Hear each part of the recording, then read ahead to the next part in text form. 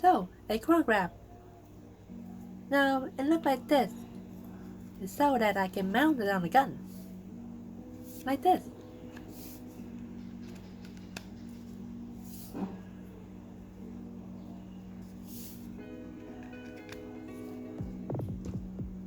Now, this thing is about 6.5 centimeters in length, with a sensor distance of 5 centimeters. And it weighs about 22 kilograms, gram. So they're using two sensors, a LGTAM328P chip, two lasers, and a button, and also an OLED display to display some number. Now I use a chip because it is much faster than an Arduino one. Double the speed. This one goes at 32 MHz, while the Arduino is going at 16. And also, it is cheaper too. It has a reset function.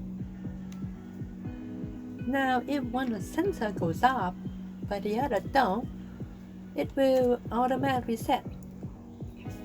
Or you can reset it by a button.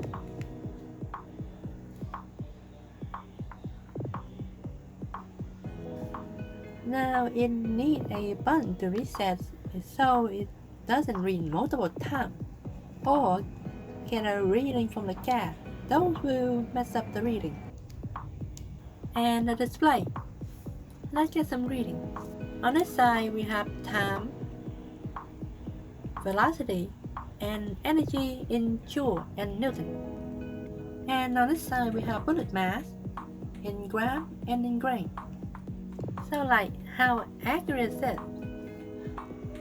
Let's check with the slow-mo.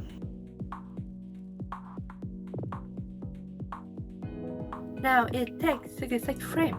The slow-mo speed is 960 frames per second, so divided by 1 second, we get 0.06875 seconds.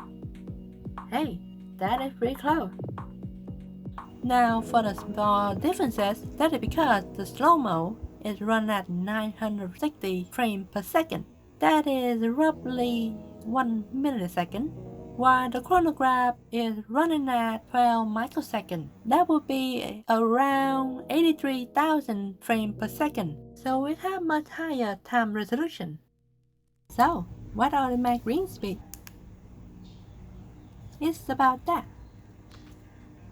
I'm just kidding, that's not how that works. But we can do some math to check, and I already did it.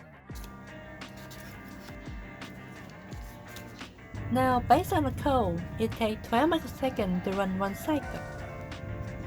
But wait, if it takes 12 microseconds to run one cycle, then how can it read 2 microseconds?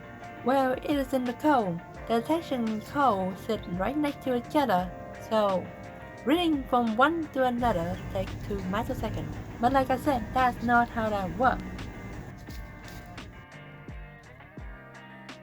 Now the bullet is about 3 centimeters, and let's say it goes at 200 meters per second. It takes 150 microseconds to travel the length to the sensor, so would be able to detect it 12 times. Now let's go over to 2000 meters. It is very close to the code speed, so it can detect it 1 time. But going over 2000 meters, it might or might not detect. The code obviously can be optimized, but let's be honest, is there anything that I can make that would be going over 2000 meters per second? I don't think so.